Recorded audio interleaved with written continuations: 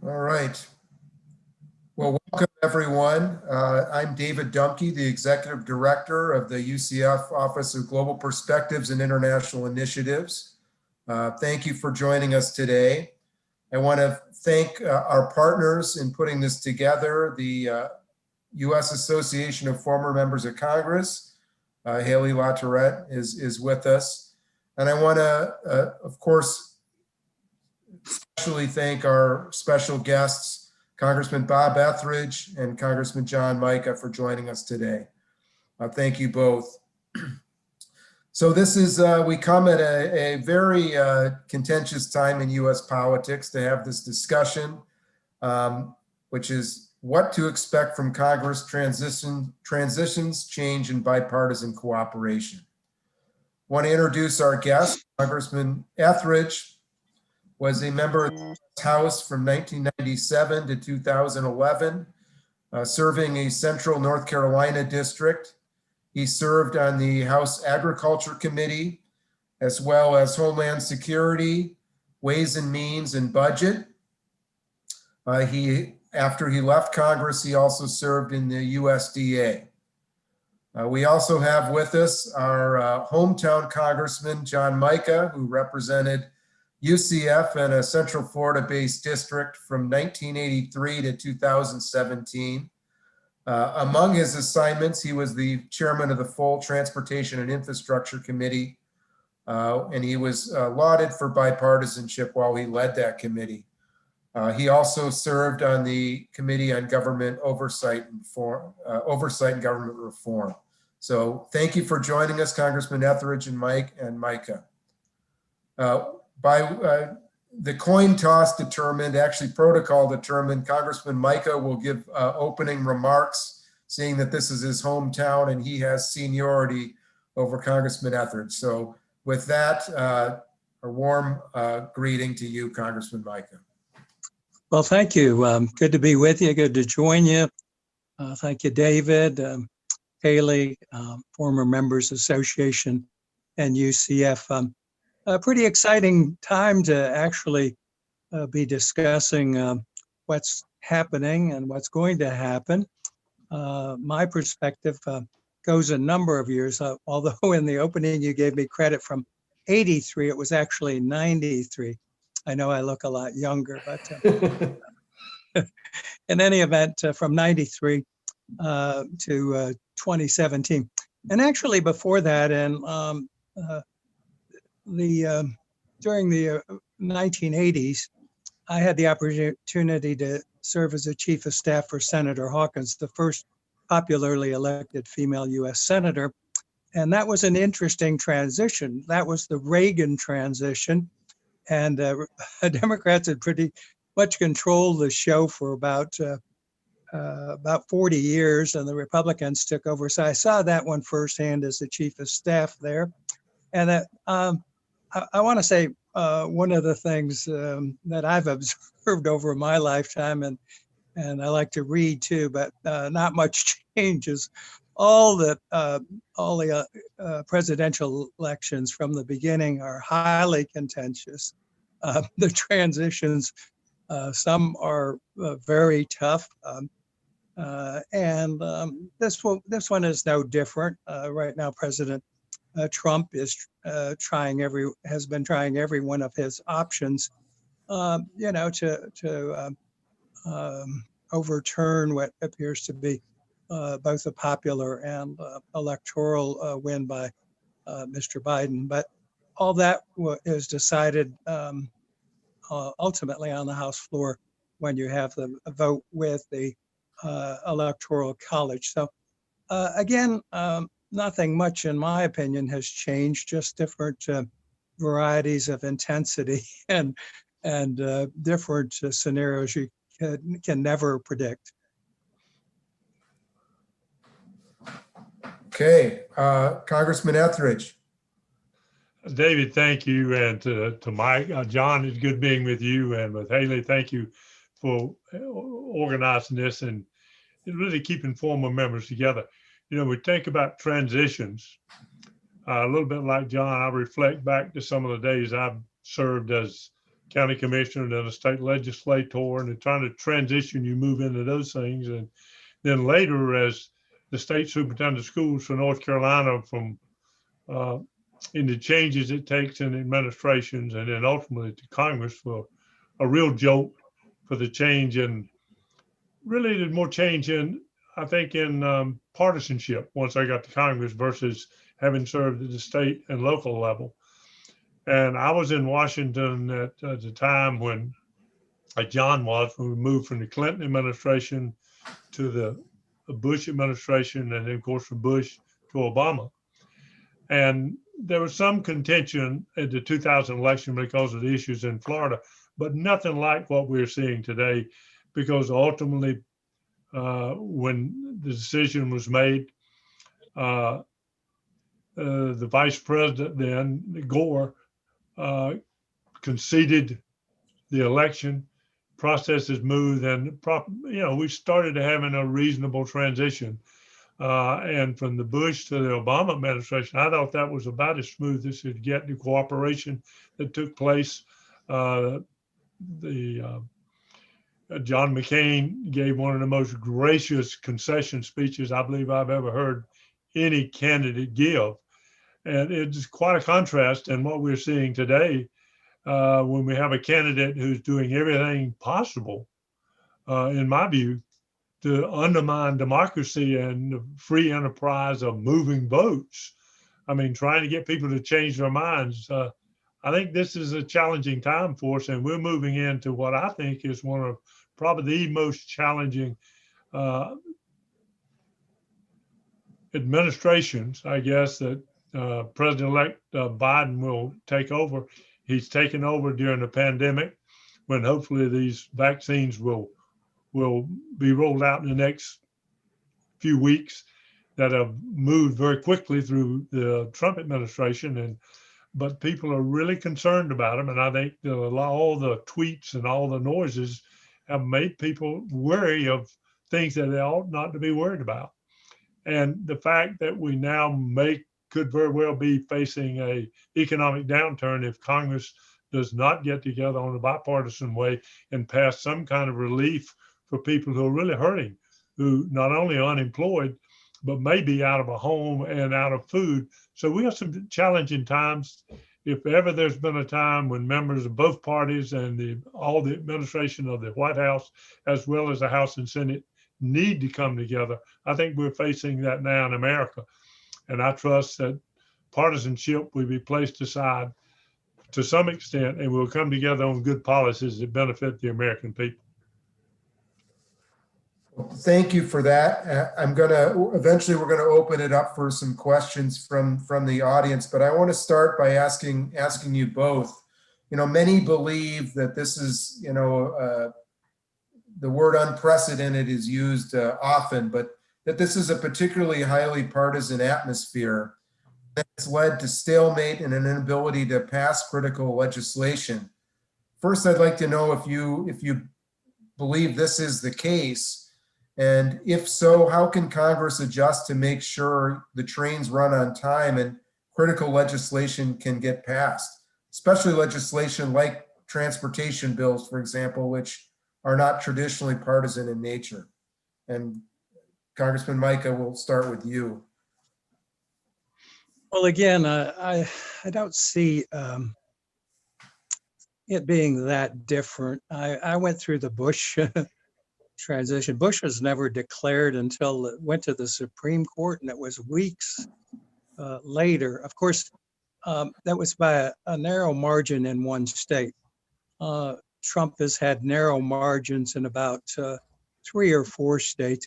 Probably 100,000 votes out of 158 million, a record, were cast, and out of about 100,000 votes, he lost the election. So he's typical Trump. He's a tough New Yorker. He's going to fight it out.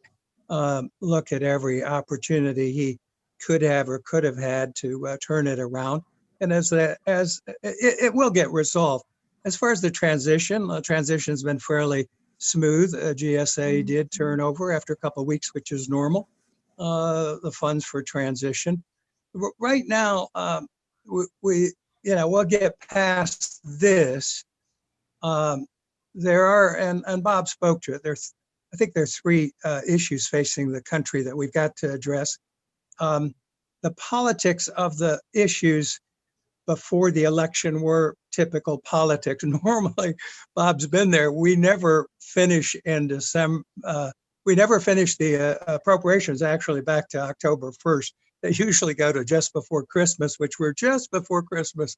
And my guess is they'll come up with something to go past the December 11th current deadline for funding the government. But the three issues clearly are the health issue, and some of that probably, a lot of it will be resolved before the swearing in. I believe in December, the vaccine in January will be pretty widely distributed. There's a plan in place. The next thing is the economy, and that's a tougher one because there's a difference between a sort of liberal approach, which just continue to spend unlimited amounts of money, and a more conservative approach the Republicans have. We've already spent $3 trillion, and they've got $2 trillion on the table, and I guess Republicans offered $500 billion. At some time, you got to pay the piper, and the spending is absolutely mind-boggling. That scares me anything. And then finally, you have the global situation. And that to me is very scary. When Trump came in, things were pretty much falling apart. The North Koreans had developed a pretty strong ballistic missile and nuclear capabilities. Iran, that was a total failure, delivering pallets of cash while they used that money to support folks. ISIS was totally out of control, had taken over an area the size of Pennsylvania. Now, you already see some testing, and I'm pretty sure I've met with Netanyahu a number of times, but I'm sure I can't say with 100% accuracy, but I think Israel took the other day in its own hands the situation and took out the #1 nuclear scientist. The world will get ready, even if the U.S. isn't, to accommodate their own security and their situation. So we've seen that in Israel. You'll see that North Korea. I'm afraid we're going to see the rattling of there as that some of that comes unglued. Again, concerns about the world situation would be the third issue, and it's got to be. It will be approached, I think, in a more bipartisan fashion. The numbers are a lot closer in the House. It's only going to be 6 or 7 votes. Mrs. Pelosi's got a liberal wing that she's got to contend with, and others who aren't as broad. The Republicans will probably be more unified. Georgia, of course, is going to tell a lot January 5th with that election, who controls the Senate. So a lot of things to come. Congressman Etheridge? Well, you ask about infrastructure, and I think that's a critical piece. The Biden administration he proposed during his run for the presidency that he would propose a major infrastructure piece, roads, bridges, airports, putting people back to work, and also a major investment in broadband for rural America. You know, one of the things that's badly needed, and we're way behind here, if wherever you live in America, if you're in a rural area, is having access to broadband. And certainly this pandemic has proven to be and shown that to be such a big problem, because wherever you live, if you have access to broadband, you can run your office, if by and large, in a lot of places, and that includes farmers in rural areas.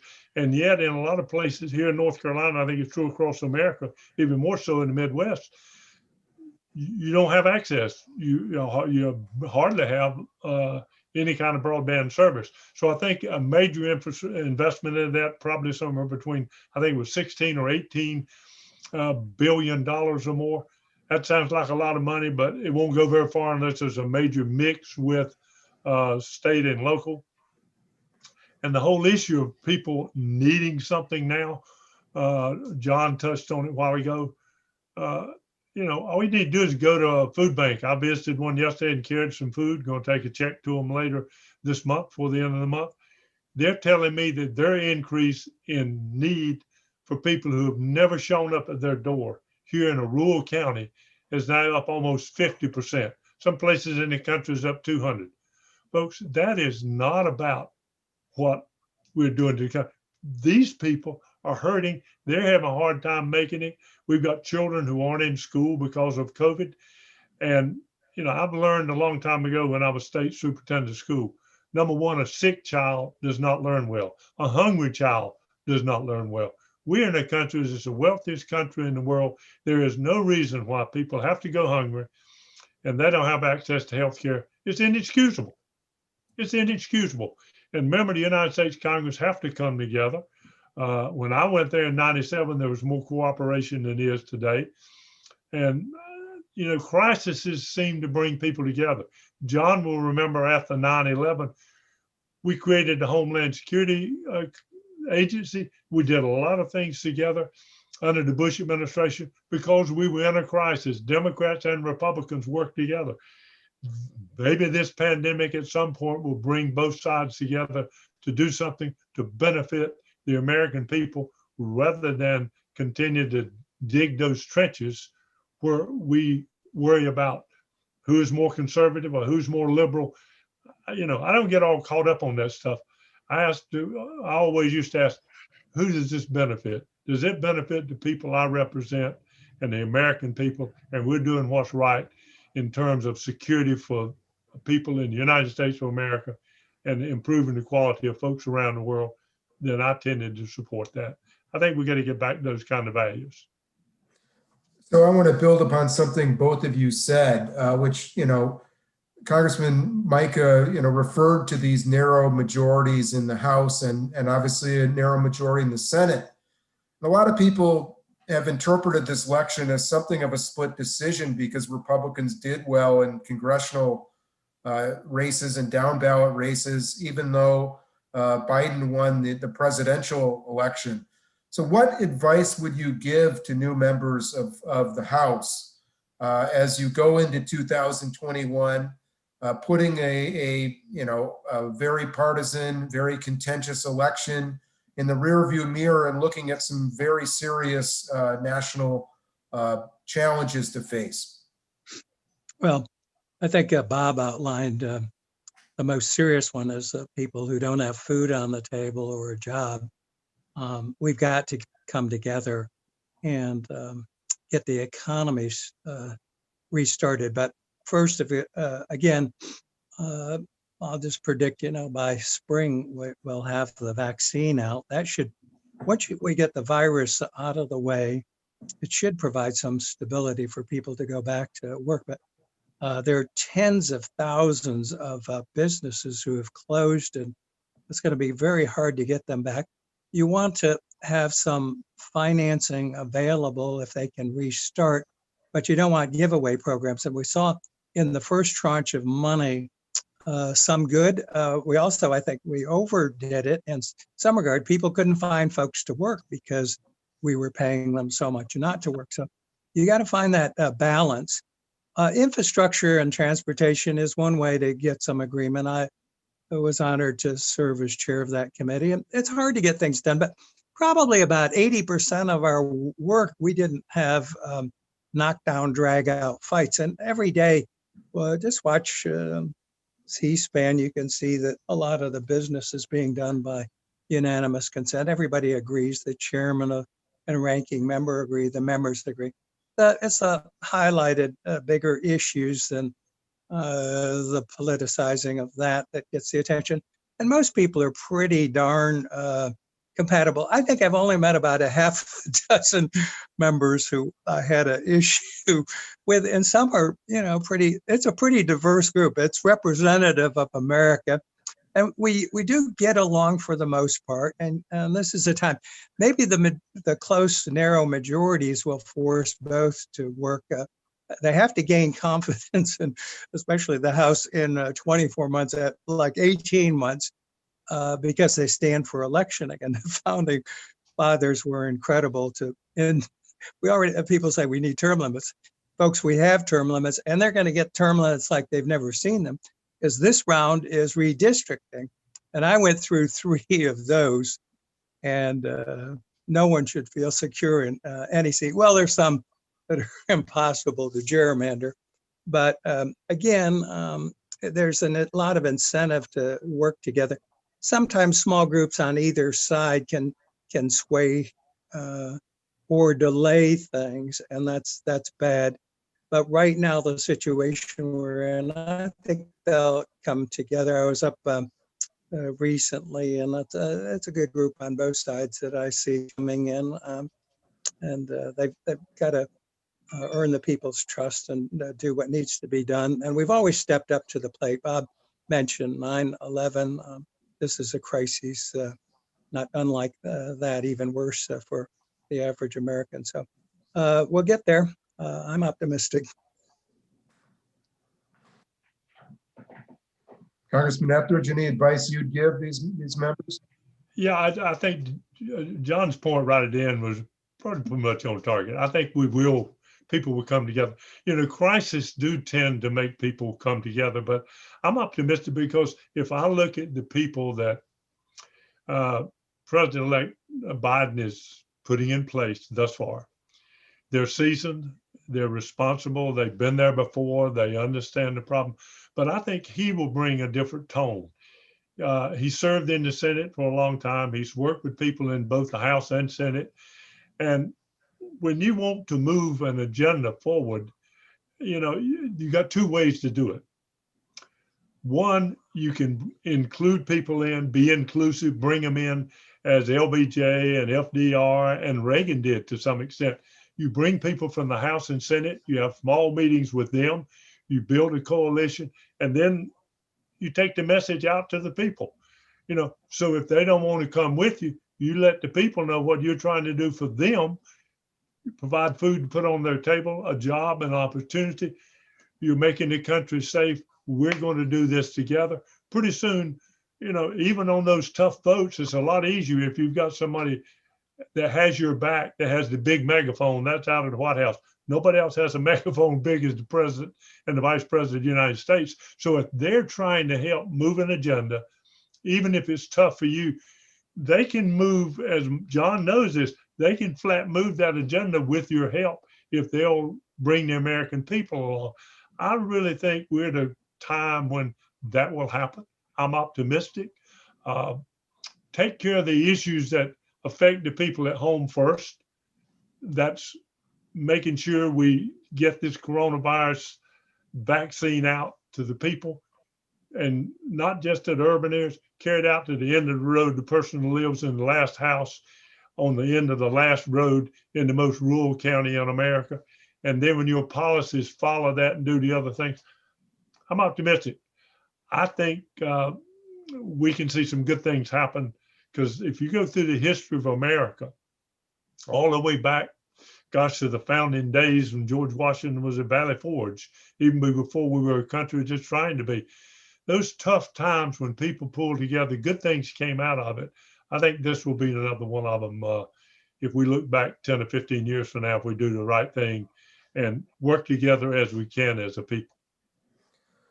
Let me ask you, because you're both talking about doing work for the people and getting things done. I mean, this is not a criticism or a compliment to President Trump, but the way he communicated with people certainly was a sharp break from the past. And I wanted your comments on if you think this is how politics is going to be. Really, you got to connect with people through social media and other vehicles, as opposed to how you've done it in the past through town halls and newsletters and things like that. Well, you know, how he communicated. Well, first of all, there's been no one like him. He's a New Yorker. One of the things, I'll tell this little aside, I collect old books. I like to get them printed in America before 1800. And one particular one I have is from 1794. And it's an English manufacturer And he writes the book after his travels to the United States in 1794. He enters in Boston. He comes down and he relates his experience. He says, New Yorkers are a strange bunch. He says, they're very loud. He says, they interrupt. And he just goes on about how New Yorkers are different. Now that's 1794. So we inherited a New Yorker for president. Obviously, he's no fan of the mainstream media. So he did what other presidents and other politicians have done. He found a way around them, and he tweets. I mean, every morning you wake up and your eyes just kind of stare wide open. What did he tweet this morning? But that was his way of communicating. If you look at history, Andrew Jackson, he wrote books, and some of them he paid a little extra to put in whatever he wanted. And then years and years ago, we had multiple printed media in communities of Boston, New York, Philadelphia. They all had multiple, and many of them were bought and sold and completely scripted. So there's been different avenues for people to access. His has been very unique, but it's a technology that adapted to the time, somewhat offensive to some folks and the manner he conducted it. But again, it's changing times, changing folks. I've worked with Biden before, and he's got a different, completely different MO. There won't be the tweeting or the disruption that Trump thought he needed to do to get his word across or his job done. So different folks, different times, and different strokes.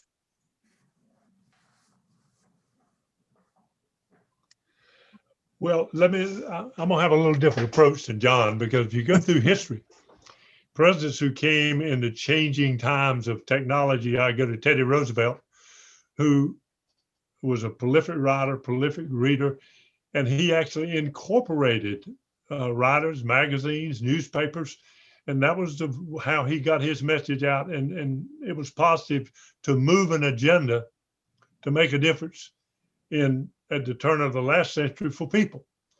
Roosevelt used the radio for progressive moves to make a difference for all Americans. John F. Kennedy was a TV personality and made a difference that way. Social media is a way to communicate, but it's a pretty poor way, in my opinion, if you're trying to put policy in just a few words in less than a paragraph, and many times when it isn't factual.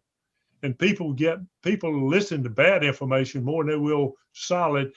And it is very difficult to move an agenda when you're forever changing that agenda before you even have to engage in it. I think social media has had a way of engaging people, but in some cases, that engagement has not been in a way to move a positive agenda forward and make policy.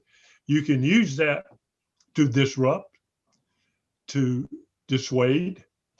You can even use it to take things apart and tear them down. It's awful hard to build an agenda when you can't communicate enough through a tweet to be able to engage people in a positive way. And I think those are some challenges we're going to have to face. I think all the media is going to have to grapple with that. Hopefully this administration will still use some ways to communicate in social media, I think is important. But that cannot be your only way of communicating. And I do hope that the administration will not use that as a way to set policy, because I think policy ought to be grounded in factual information. It ought to be grounded in deep understanding of the issues. And it's important not only for the American people, but it's important, as John will know, having served on the Transportation Committee and others, and worked in the Homeland Security Committee, and all the things we do internationally with our friends around the world. I think that will have an impact, not only for here at home, but most folks out in the countryside and around this world forget that we're less than 10% of the world's population. Most of them live outside the United States. If we want to improve our quality of life, and not only from vaccines, but everything else, we got to be able to trade with the world, and it's got to be fair trade. But we've got to be able to trade with the world to improve our quality of life and make things better for our children and our grandchildren. Well, let me ask you, I want to get back into the policy making process in a minute, but I want to turn to a question. We have some international students on. We run an international program. So I wanted to ask about the role of Congress in foreign policy and trade and defense and security. These are obviously issues that are covered extensively in the media. They're very important to the United States, to our business, our economy.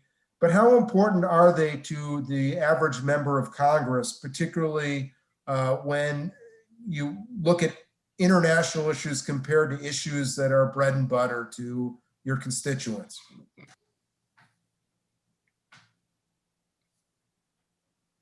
Do you want us to just chime in, or are you going to go to the students? No, this is to you. We're getting questions Okay. online. I'm getting Okay. Well, international is important. Been through 4 years of completely different approach. It was a America first approach that trade issues. Now, Bob's going to probably disagree with me, but I think we gotten trampled on so badly by China in trade that I did not vote for NAFTA. It might have been a good deal with Canada, but Mexico, we lost millions of jobs. Those he promised to renegotiate. He did renegotiate when he took office, as I mentioned earlier. And the number one responsibility of the Congress is not just infrastructure or health issues, although it is the health and well-being of the country, but the number, and when it comes to killing people, you got to do something. But the number one responsibility is national defense. And we were in a very precarious situation. Just Google this. 4 years ago, the Middle East had come unglued. There was a huge vacuum under Obama and Biden. And now we're rehashing. We're bringing in Kerry, who was Secretary of State. Just for fun, just Google Kerry and Assad sometime. But kind of scary situation there when they just about took over the entire Middle East in 8 years. In 8 months, Trump would give the orders to use whatever force and annihilated 95% of ISIS. I think Obama said when he sat down with Trump, he talked about North Korea, and just again Google and see they had just developed an intercontinental missile that could hit the West Coast, and they were threatening our islands, I guess, in the Pacific. And he had also exploded 6 miles down a bomb that would take out Los Angeles or New York, and we're gaining on accuracy. And then money that we shipped to Iran was being used to foment purchase of additional equipment to wipe out our troops and supply ISIS and other extremists. So national security is the number one issue. And that's also for the world. You get a disruption with Korea, with Iran launching a nuclear attack on Israel, or any of these situations. It's the most important thing. I think we're in for a very trying time. I saw what Netanyahu did, or the Israelis did the last week or so, taking out the scientists. And I actually met with Netanyahu and discussed some of the situation with nuclear capability of Iran in the past. So, and I knew what he has to do and others will have to do. But it's a kind of scary time because we are transitioning to a new administration and a new policy. And you don't want us to lose any capability whatsoever as far as national defense and national security.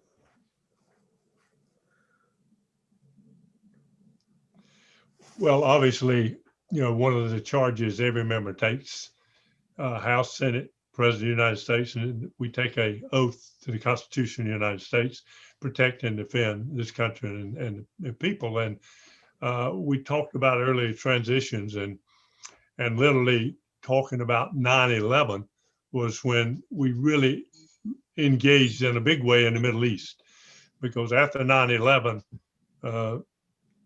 we went. Osama bin Laden was in the caves in Afghanistan. We went in. That led to Iran or to Iraq for an extended time, and all these things are linked together. But as a result of that, moving from the Bush administration into the Obama administration, we'd started, well, whatever people think about fracking, we literally, by the time the end of the Obama administration had ended, we literally were at a point where we were able to ship oil out of the United States. We've reduced our dependency on Middle East oil, but we still take Middle East oil a lot because we ship one kind, take in a sweet crude from another. The world can be less of a dangerous place if we learn to work together as a team. I played basketball in college, so I learned if you only got one star out there and that's the only person who's going to run the team, they may score a lot of points, but you may not win a whole lot of games as a team. We're part of a world team, even though we're Americans and historically have been since World War II. And that has been used since Truman's time with the Truman Doctrine to keep the world a fairly safe place, even through the Cold Wars and into the challenges we face today.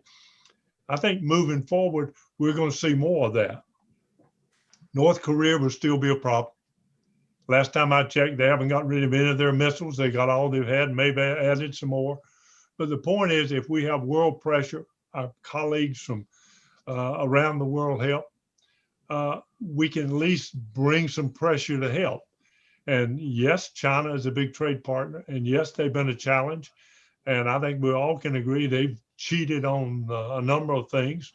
Certainly one of them has to do with technology. But we can't cease to be a part of the world. We still got to be partners in the world.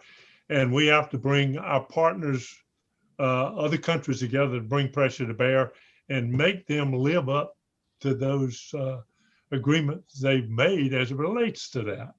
So trade is important. It's important. If you don't believe it's important, talk to the farmers in the Midwest who've gone through 5 years of recession. Talk to the business people who need those markets for jobs for people, whatever plant they're in.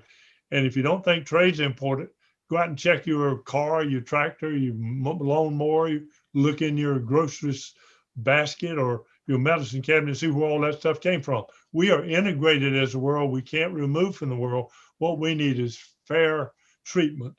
And one of the things John said earlier, and he's right, talking about our military. Yes, we still have the strongest military in the world. But when we think about the Navy, and we have a great Navy, they absolutely protect the shipping lanes around the world. Yes, they protect a lot of things, but they really protect those shipping lanes. That's a part of our commerce that we don't normally talk about. So I've got a question that came in saying, looking at the Caribbean, how do you see U.S. policy developing towards Cuba?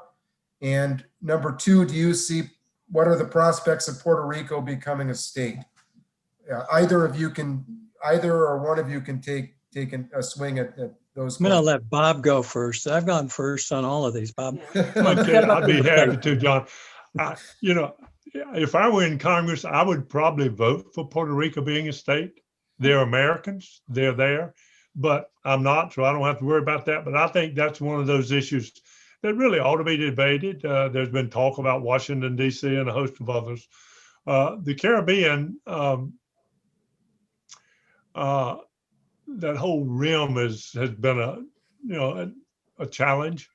But the real issue is if we work through the diplomacy that we can do and let the diplomats do their job and then come back. Congress, you asked this question earlier, and I don't think either of us talked about it. the issue of trade. Congress is really not involved too much in trade.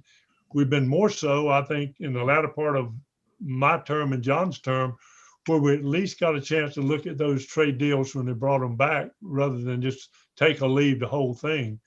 And I think that's a healthy piece, because each member, I don't think you could let each member help develop a trade policy, because my gosh, you never get anything, because they come from different parts of the country and they have to look at it as it relates to the overall benefit of America and in toto. But each one has their own piece that they can add some value to it. And I think that's the healthy way to develop policy, to allow the administration to move forward and then bring it back, let Congress take a look at it. Well, the Caribbean, actually Central and South America, hold great potential for the future. In my private career, I did business and actually shared criminal justice drug policy, oversaw the development of Plan Colombia, which they didn't have COVID, but they had narco terrorism. And that disrupted a great country, Colombia, with incredible natural resources, just about brought the country down. But you have to have stability to have an economy. So we've dealt with some of that in Central and South America. There are tens of millions of people who want the same lifestyle as we have. So there's lots of economic opportunity. My state, Miami, is referred to as the capital of Central and South America. And that's a great example of how people can live together and trade together, tourism, all kinds of potential. But great potential right in our backyard. You got to have fair and free, responsible trade. Mexico got away with some things. There have been some other deals that haven't been so good. So you improve on those and expand, again, in our backyard, the opportunity. It solves some of the problems of immigration. Not as many people will want to come across that border, and we get into the situation we get into with illegal aliens here, and they want a job and an opportunity for their families, just like we do. So lots of opportunity. Again, visited almost all of those countries, with the exception, even did business in the islands over the years, and I see incredible opportunity in almost every area. Okay, I've got another question from the audience. Do you think President Trump's ongoing legal battles and unwillingness to concede will have any far-reaching impact on the Biden administration? And how should foreign countries view this impasse? Well, my answer is no. We're, I guess, sometime this week, it'll be 1 month from the election. I don't even think all the states have certified. I do think we just passed the certification of the required number of electors, which is an important threshold. But again, in 3 months, it'll be some other issue. It's a different transition. He's using the president is using every opportunity to contest, and rightfully do so through whatever means, legal means, and has that avenue right up to if they accepted the Supreme Court. So that too will pass. It's to me, it's not a big deal.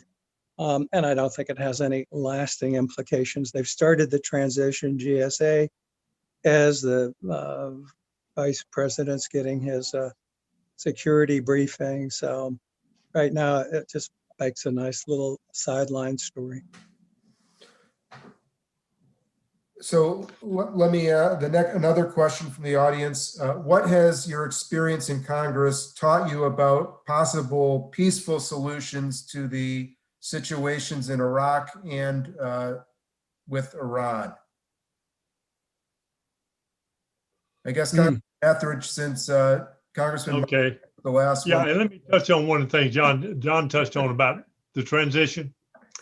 I don't really have a good answer for that. Don't know. But what I do know is that I think the president has used this, President Trump.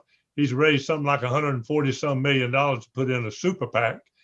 I don't know 150. what that'll go for, but that's not for, he'll use that when he leaves office. So who knows? Iran and Iraq, and I asked John, I'm sure he went over. I visited a number of times to Iraq when I was in the Congress. There's a rich history in the country. And I do hope that as these things wind down, the conflicts and the internal fights, and there's a lot of internal fights within the different factions within the country of Iraq. They have a rich history. I can just imagine what would happen if we can get some stability in the region for people going back to the cradles of civilization almost. Iran is going to be a challenge, I think, because of their nuclear ambitions. There will be a challenge for a while. And I do hope the world community can help bring pressure so that they can be brought back in to the extent they can to the world community, because I think it's important. There are people with a rich history, bright folks that could add a lot of value to the world community. I agree with Bob. Some of the most successful people I know are Iranian Americans. They have an incredible country with fantastic history. They're ruled by despots and extremists, and that's unfortunate. Maybe through world pressure, through within, that can be overcome. They're having nuclear capability, and I mean, the words are their own that they want to destroy Israel. I do feel confident, though, that regardless of what administration we have, that again, with Netanyahu or whoever leads Israel, they'll have to secure their themselves, and they did so, I think, this week with the action that they took. And that's a little scary because you know if they're going to take out this nuclear scientist and head of that program, that they're probably making additional progress or can make additional project, which is threatening to Israel. So I have not been to Iran, but again, that's my view of the folks there. I've been to Iraq. Iraq has great potential for the future. There's parts of it that are can be very sophisticated and have potential for the future. Afghanistan's a different breed of cat. That's tribal, and I've been all over that country. But again, we've got to try to you got to try to get folks to behave, and you got to try to improve the world situation to not only to our benefit, but to the hundreds of millions that are living under oppression or part of a regime that's unacceptable. Okay, here's one. What can and should Congress do to encourage alternative energy production, and what is its impact on U.S. foreign policy? I'll let Mr. Bob go first. Well, I think they need to continue to do some of the things they've already been doing. Increase, they've put a number of tax credits, and all you have to do is get on the highways and see the number of electric vehicles. I was involved in it, as John was early on, with mass transportation. And more of that's going to come. The automobile companies are already doing their part, and I think they will. They see the future with this younger generation is going to request it and demand it, really. But in addition to that, we can have energy efficient buildings. There is a limit at somewhere in the future of fossil fuels and other things. There is, and history has proven when you move from one type of energy to another, it makes a difference. originally I didn't come along at that time, but I've read enough history to see what happens when you develop new energies. New things happen. It moved from manpower to horsepower to hydraulics. And now we're moving to a whole new arena when we move to solar, and the energy we use for rockets and other stuff. I think the Congress is going to take action on it. I know that I'm pretty sure the administration will make proposals to increase funding for alternative energies. Who would have ever thought 30 years ago, all of us would be walking around with a cell phone? That's nothing more than this whole issue of development of technology. We're good at it. If we'll spend money on research and development, I really believe in the next few years, we will see tremendous movement in this whole issue of alternative energy. I can't be quite as optimistic because of my comments about Kerry being named the climate czar, I guess it is. And I saw where he has like 12 cars, 4 houses, rides around in a jet. Well, to be serious, we have got to continue. You got to incentivize people to convert in the United States. We've done some of that with our tax policies and other incentives for building, construction, et cetera. Mr. DeFazio on the Transportation Committee on the Democrat side are pushing a greener transportation bill, and there's a possibility for incorporating some improvements for energy. But transportation infrastructure never got into this, and that is a good way. That's something we need to do in this country. But the problem again is financing it. The problem is just what Bob pointed out. How many cars are going on the road with using an alternative fuel? I mean, they got members of Congress who are plugging their cars in the basement of the House office building, and they're not paying any gas tax. Well, the whole system is based on gas tax, and you got millions of cars going on the road that are using alternative fuel, and buses and trucks and everything else. So that system is collapsing. And my successor, Mr. DeFazio, he had the last 4 years was not able to solve the problem with a wide majority of Democrats. Of course, he didn't have the Senate, and Trump was not successful in his infrastructure attempt. That's a financing problem. We've got to completely revolutionize that. We've got to get more. I'm a Republican, a strong advocate of mass transit where it makes sense, where it's cost effective, where we can get people off the roads and out of their vehicles. A lot to be said, but finding a way to fund the transportation without just deficit spending is the issue, and it can be done. Vehicle miles traveled, which you have electronic equipment in the vehicle. It determines the mileage that's attained, the miles traveled, the weight of the vehicle, et cetera, and your bill, just like you do now going through a toll. A lot of the folks who are skeptical about government having that kind of information. My God, if you have a cell phone, I know everything about you, and then some. So, but you're going to have to convert to vehicle miles traveled technology over the next 10 years and find a way of adequately financing transportation on a fair and equitable manner. So we've got time for a couple more questions. I wanted to follow up on that, Congressman Micah, and ask you specifically,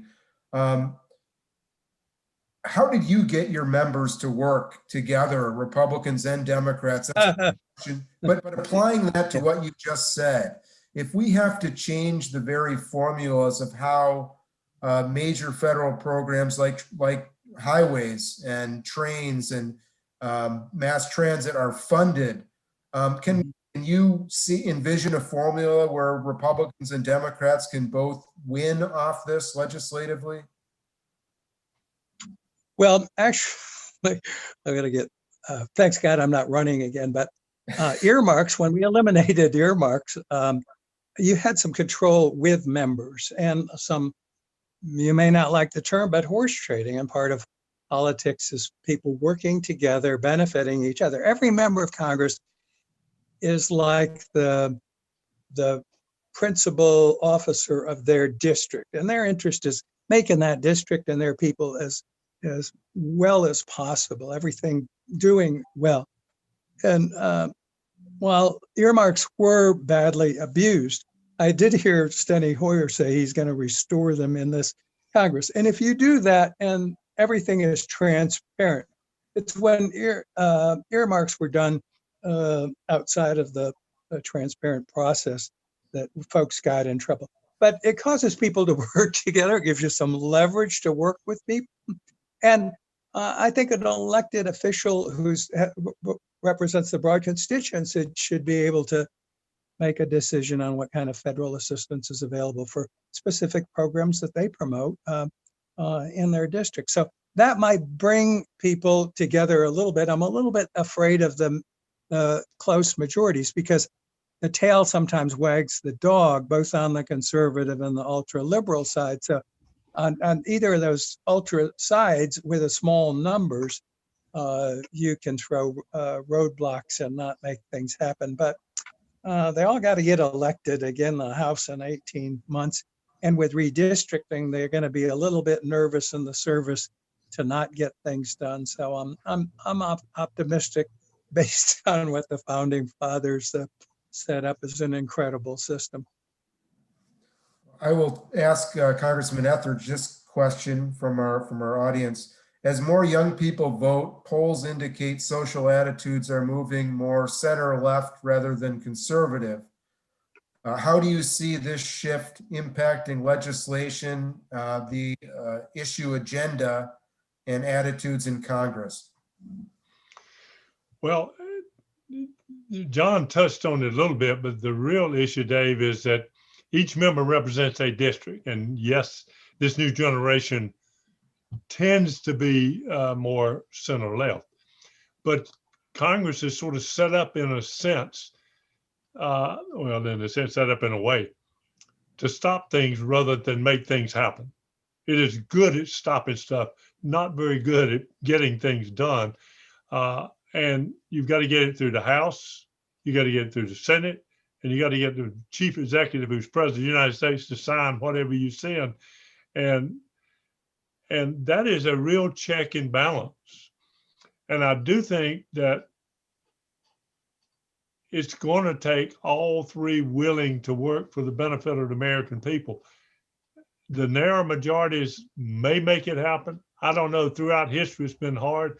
If you go back through history and look at when major changes took place, they took place during times of major disasters or major crises where people come together for the benefit of the total or everyone. We may very well be at that again, depending on what unfolds over the next several months. It's easy to say I'm an arch conservative, or I'm a flaming liberal, or I'm a moderate, or whatever. But if all of us tend to be pretty close to being in the same boat, all of us grab a oar and start rowing. And we may be getting pretty close to that as this economy starts to have some tough times. Our neighbors get sick, our friends die. It's amazing how people tend to come together. I think we may be close to it. I don't know that I've totally answered that question, because that's one I don't think we know yet. If being liberal is making sure that people have health care, their children have an education opportunity, to have a good paying job so they can take care of their family, or is that conservative? Depends on what community you're in. And I think these young people are going to be a lot more in tune with getting things done that benefits a broader cross section of people than just benefiting a few. That's been my experience in working with young people over a long period of time. Okay, here's a question on, will President Trump succeed in withdrawing U.S. troops from Iraq and Afghanistan? And what will this mean for U.S. foreign policy for President Biden? Well, again, he started the process. We've been through this before. Bush pulled back. Trump ran on bringing troops home and closing down a lot of the foreign engagements. It's tosses Biden a challenge. You don't want the country to become unglued. I've seen some generals who've reported their concern. I don't know. I'm glad I don't have that responsibility, to vote on this time. But it's just a tough one. We've been there and done it, and we've got our hands burnt when they put them on the oven a couple of times. So just a very difficult one of keeping some balance. And Afghanistan is just a hornet's nest. I don't know how you solve it. Congressman Etheridge? Well, we're the most powerful nation in the world, a superpower left, and it's very difficult. I have had in my district, Fort Bragg, where a lot of young men and women were deployed. I visited with them overseas, visited with them here. They understand the challenge, but they probably more than anyone else understand the challenge over there. Do we go, whether it be in the Horn of Africa, Iraq, Afghanistan, or wherever it may be, they'd rather be over there than have to deal with it here. I think the broader question is, how do we as a community of nations continue to come together and work together so that we don't have to have our young men and women deployed to the four corners of the world? Certainly, we're going to have those isolated groups where our military has to take care of, or Navy continues to protect the sea lanes around the world from marauders so that shipping can take place and commerce can move. But if we can work together as a broader set of nations, as we've been able to do, maybe we won't have to have as many young men and women deployed who, as long as we stay strong, we don't have to do that. There are going to be times when we're going to have to send them out, but hopefully we won't have to have those long deployments like we had. We've got hooked up in Afghanistan, and John knows, I went there many times. That is a tough neighborhood, tough terrain. I don't know that we should bring them out without working with the new administration coming in and leave them with a bigger problem than we'd had, because it's not just that administration's problem, it's America's problem. So if I'm going out of office, I shouldn't make trouble for the person coming in, because I'm just not making trouble for them. I'm making trouble for the American people. And I think that's where we are. So we're gonna end with one more question, and this is, 2020 has been a tough year on a bipartisan basis. I think that's very clear. So the question is, are you optimistic as we look forward? Bob, go. I'll end. Oh, you want me to go first, John? I'd be Yeah, I'm happy to. extending I'm aggression. optimistic. I think we have. I yield to the gentleman from North Carolina. Okay. Well, I see that we have vaccines on the way. Hopefully over the next month or so, they get out there, get deployed over the next year. I do trust that Congress will come together as they get sworn in on the first of the year, and they will face the reality that they represent districts, as John said, they're independent operators, but in the end, they're Americans. And we as Americans out here in the countryside, a lot of folks are suffering. They're going to have to take policies that benefits people outside their districts, make a sacrificial vote if they have to, because you have to do that from time to time. Get this economy going.